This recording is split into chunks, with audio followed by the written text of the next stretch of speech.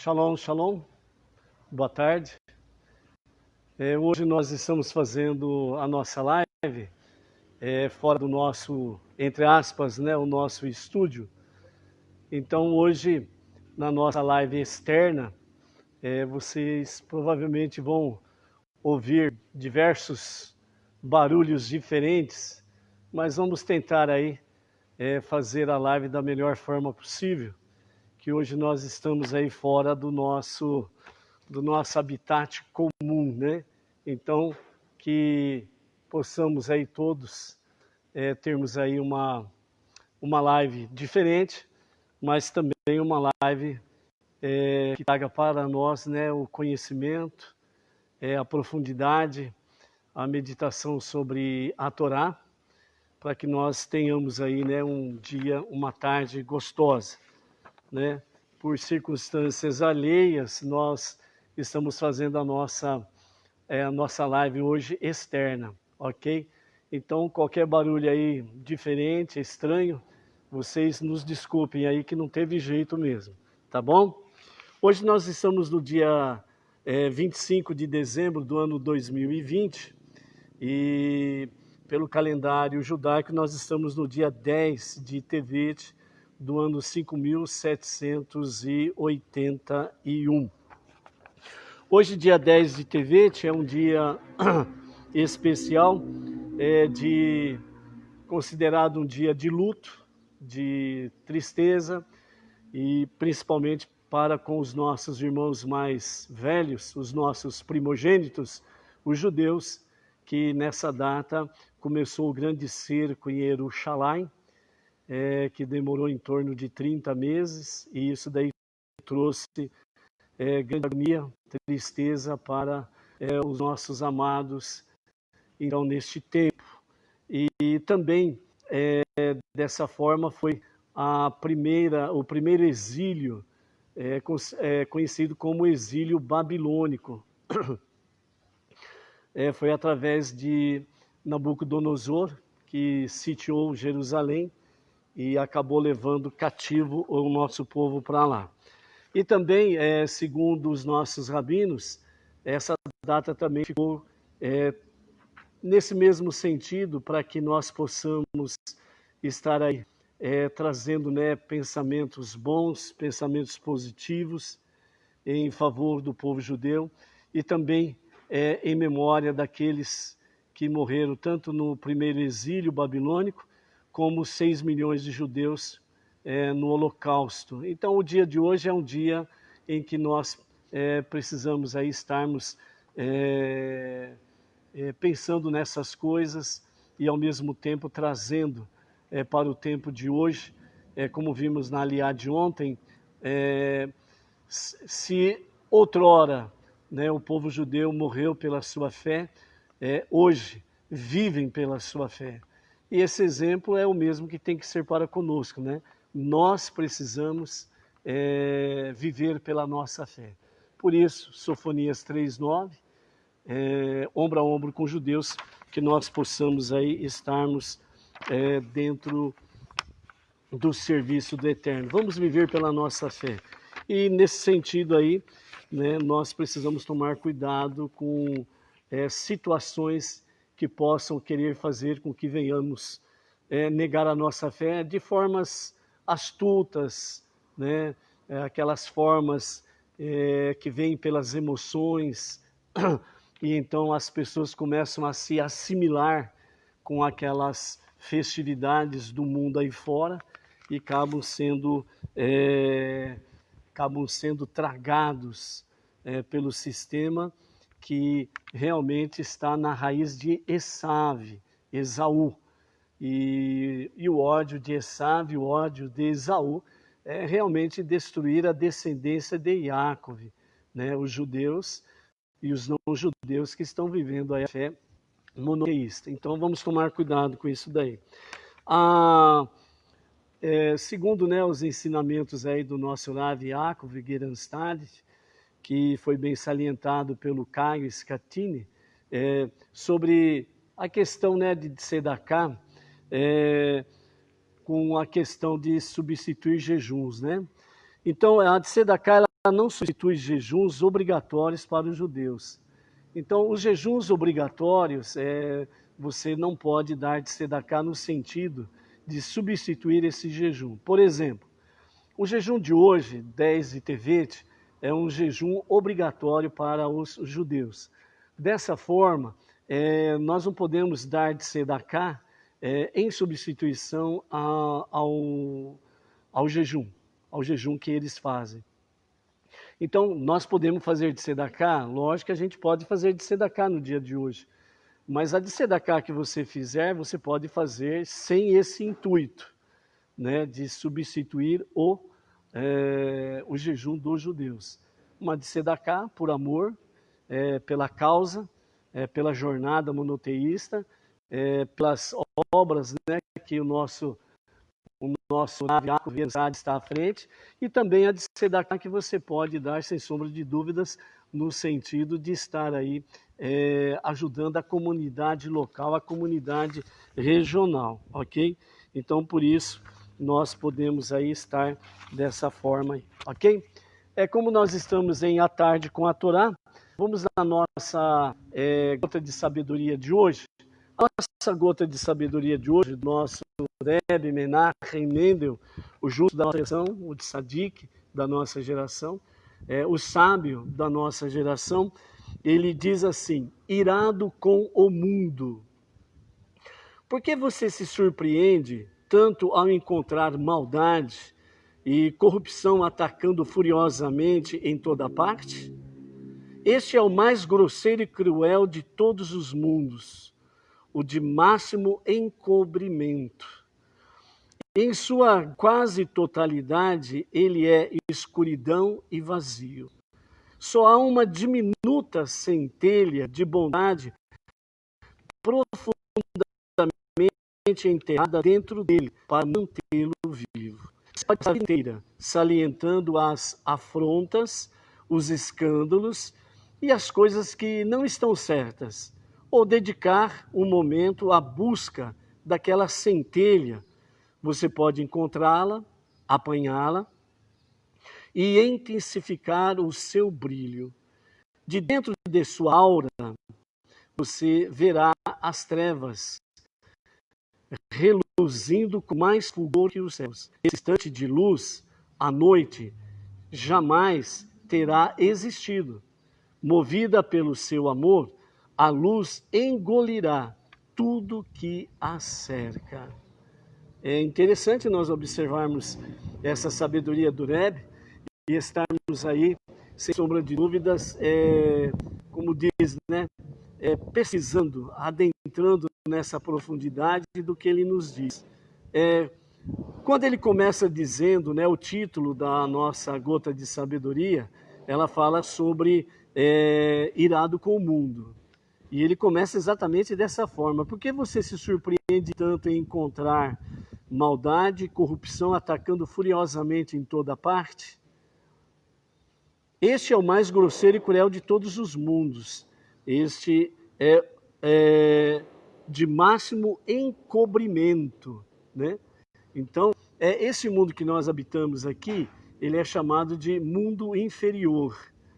E justamente por ser um mundo inferior, que é um mundo de aciar, um mundo de ação, esse é exatamente de todos os mundos nesse universo, ele é o mais inferior. Ele é o que está realmente em quase a sua totalidade, ele é escuridão e vazio. Mas não é totalmente. Por que não é totalmente? Porque há uma diminuta centelha de bondade profundamente enterrada dentro deste mundo. É por isso que esse mundo ainda existe. Se ele fosse totalmente engolido pela escuridão, pelas trevas, então certamente ele já teria terminado, extinguido, né? Ou simplesmente, como se fala dentro da linguagem da astronomia e coisas semelhantes aí que move, né, o espaço, já teria virado poeira cósmica, né? Mas não é. Por quê? Porque ele não é 100% encoberto. Dessa forma, Deus colocou neste mundo uma diminuta centelha de bondade profundamente enterrada nesse mundo. Quando nós olhamos para o mundo, nós vemos tudo isso que foi dito, né? A maldade, a corrupção, em todos os níveis, atacando em todos os lugares e por aí afora vai, certo? Porém, no mundo existe alguma coisa de bom, uma centelha divina. Existe alguma coisa de bom. Por quê? Porque todas as coisas que Deus criou no reino vegetal, no reino mineral, no reino animal, o ser humano, né? Todos têm uma centelha divina diminuta. E o mundo ainda existe porque existe algo bom nele. E é onde que nós precisamos dar uma cavada para poder encontrar essa centelha de bondade e fazê-la brilhar. Se você analisar, você vai ver coisas excelentes que existem no mundo. Fontes de água, por exemplo, né? Água límpida que brota da terra. Você pode ver belos frutos, maravilhosas flores, e por aí afora vai. Mas de uma forma mais profunda, o nosso Rebbe, ele vem dizendo que você pode passar a vida inteira salientando as afrontas, os escândalos e as coisas que não estão certas. Você pode passar a sua vida inteira reclamando. Vai resolver alguma coisa? Não. Vai ajudar a piorar, porque à medida que se reclama muito, você soma com aquilo que é negativo que está no mundo. Vai fazer com que as coisas resolvam você murmurando, reclamando, às vezes, né, dependendo da pessoa, xingando e por aí afora vai? Não, não vai resolver. Então aí o Rebbe, ele diz assim, você pode dedicar um momento à busca daquela centelha de bondade. Como que você vai fazer isto? Essencialmente, o que o Rebbe quer dizer aqui, no nível mais profundo, ele está dizendo assim, você é esse mundo.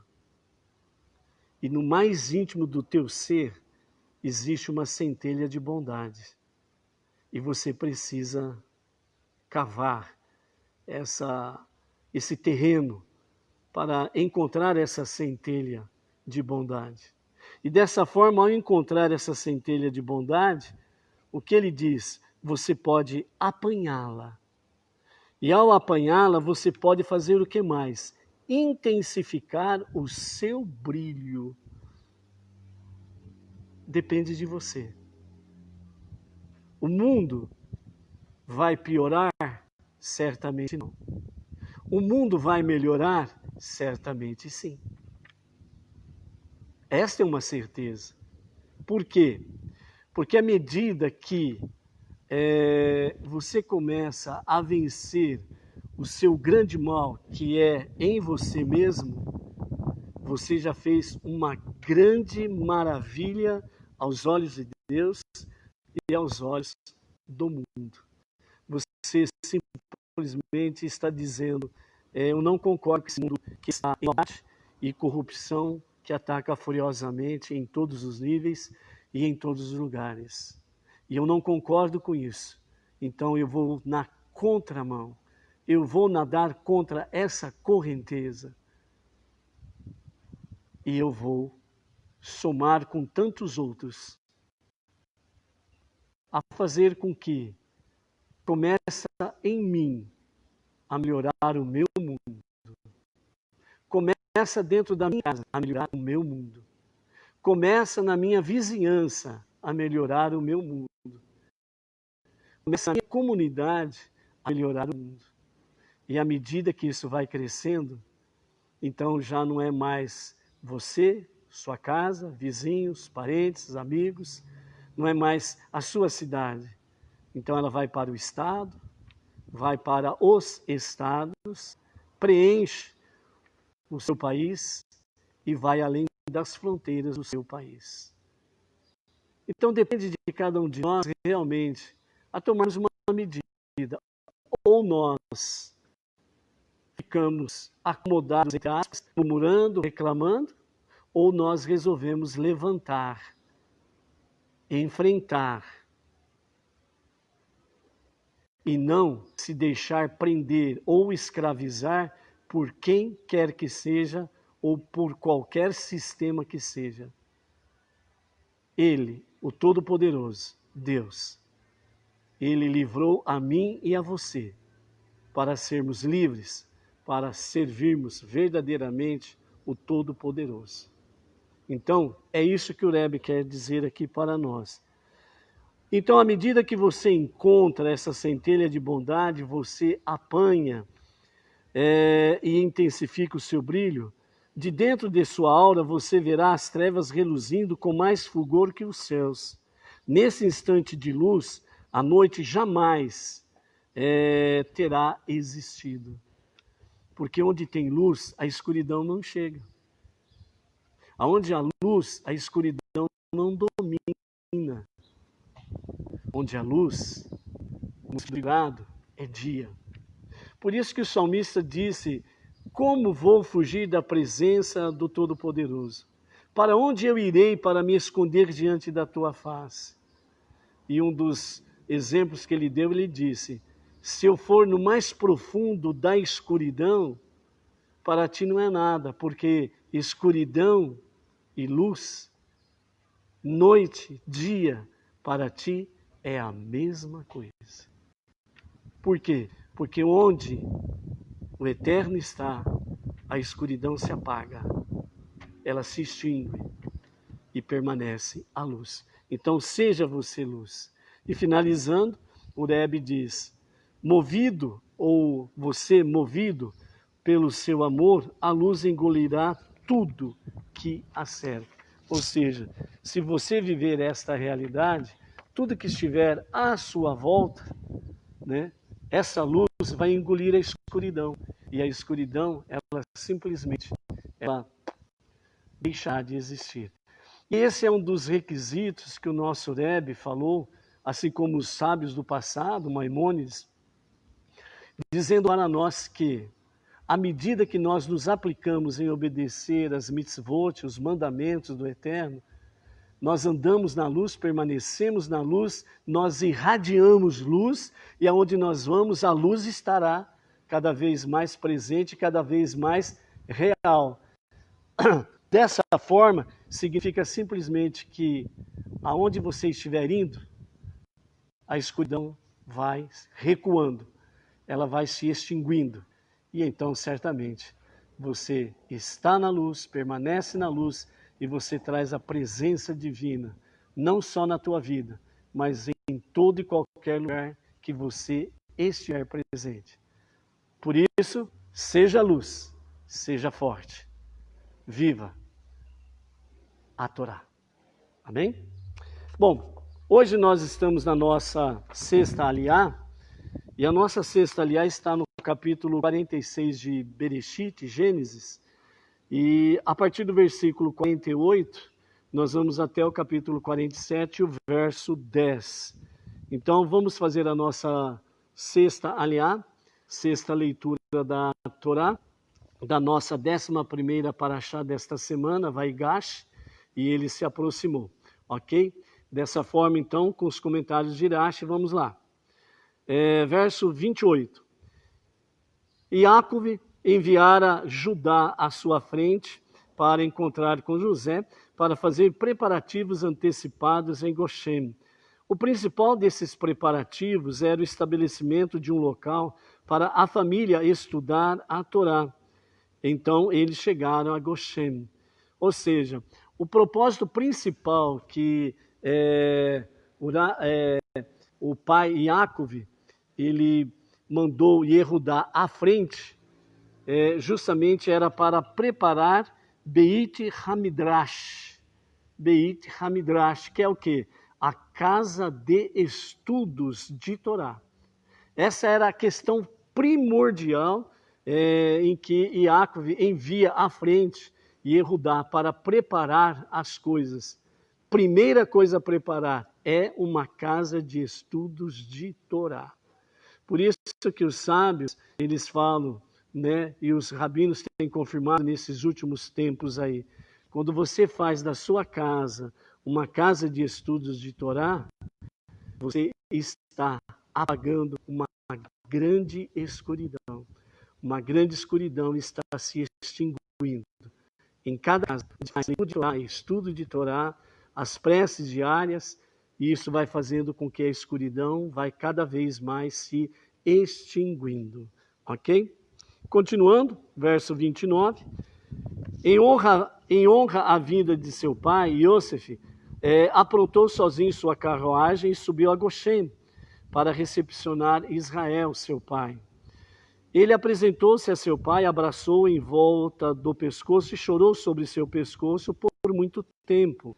Iacove, por sua vez, nem chorou, nem retribuiu o abraço de Yosef, porque estava no meio da reafirmação de sua crença em Deus quando Yosef se apresentou a ele. Essa passagem aqui do verso 29, ela é interessante porque o Midrash, ele comenta da seguinte forma: no momento em que Iacove e a sua família está chegando em Goshen, Yosef vai ao encontro. E como Yosef, ele vem vindo justamente com todo aquele aparato de governador, quando eles se aproximam, nesse momento Iacove, ele se inclina em respeito à autoridade que estava ali diante dele, né? Dessa forma, Yosef, ele entende que o segundo sonho está se cumprindo naquele momento, né? Que Iacove e a sua única mulher que estava viva, Bilá, se inclinam na sua presença, né?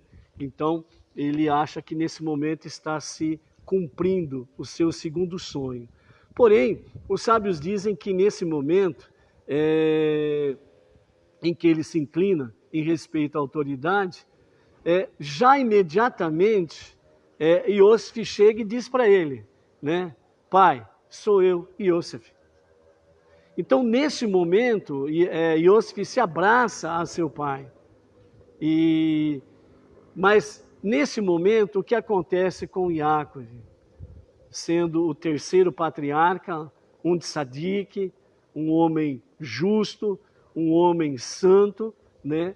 Na sua grande santidade, ele fez o quê?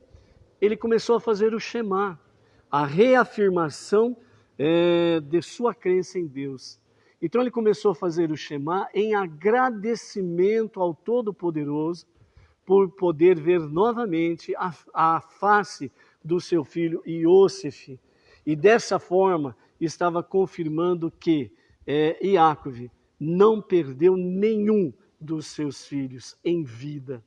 Então, esse agradecimento através do Shema fez com que acontecesse isso. Obviamente, depois que ele termina o Shema, então, aí ele corresponde ao abraço, ao choro, aos beijos.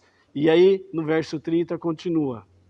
Então Israel disse a Yosef, agora posso morrer contente, depois de ver o teu rosto e que ainda estás vivo. Também quando eu estava enlutado por ti, a presença divina afastou-se de mim. E pensei que ela permaneceria apartada de mim mesmo no outro mundo, onde eu seria julgado responsável por tua morte. Isso significaria para mim morrer 2 vezes. Morrer neste mundo físico e no mundo espiritual. Ou seja, a morte física e a morte espiritual. Porém, agora que vejo que estás vivo, sei que só morrerei uma vez, fisicamente.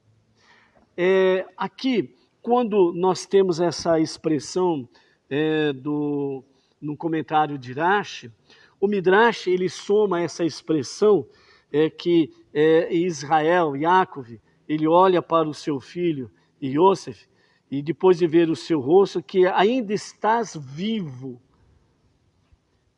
Essa expressão que a Torá escrita traz, ela é muito mais profunda do que está escrito. Por isso temos Rashi e temos a Mishnah e o Talmud, que vem trazer a profundidade dessa expressão, que ainda estás vivo. falando de uma forma simples, porque nós não podemos demorar na nossa live de hoje, e objetiva.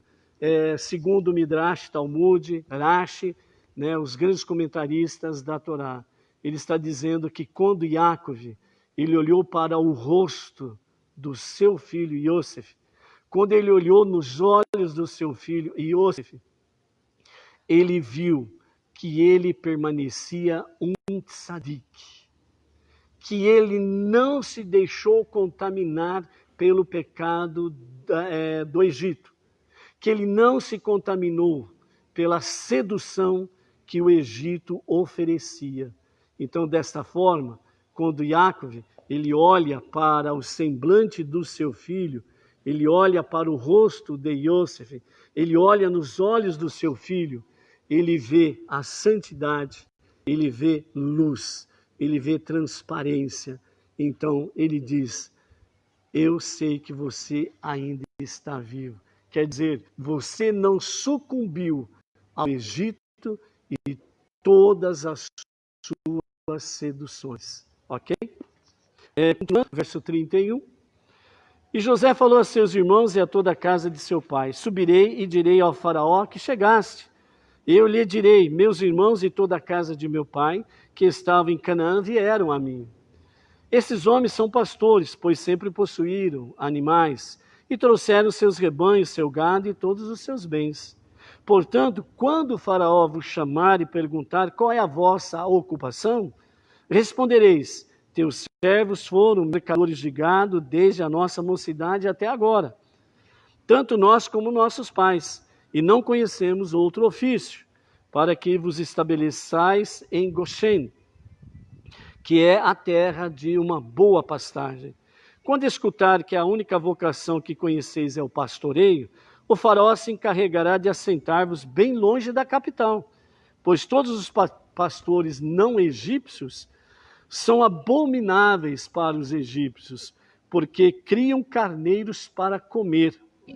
E os egípcios cultuam os carneiros primogênitos. Capítulo 47.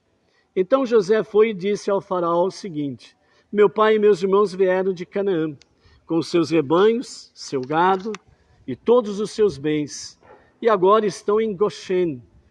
Ele escolheu dentre seus irmãos os 5 homens que tinham aparência menos robusta, e apresentou-os apenas esses ao faraó, de modo que o faraó não se inclinasse a convocá-los para o seu exército.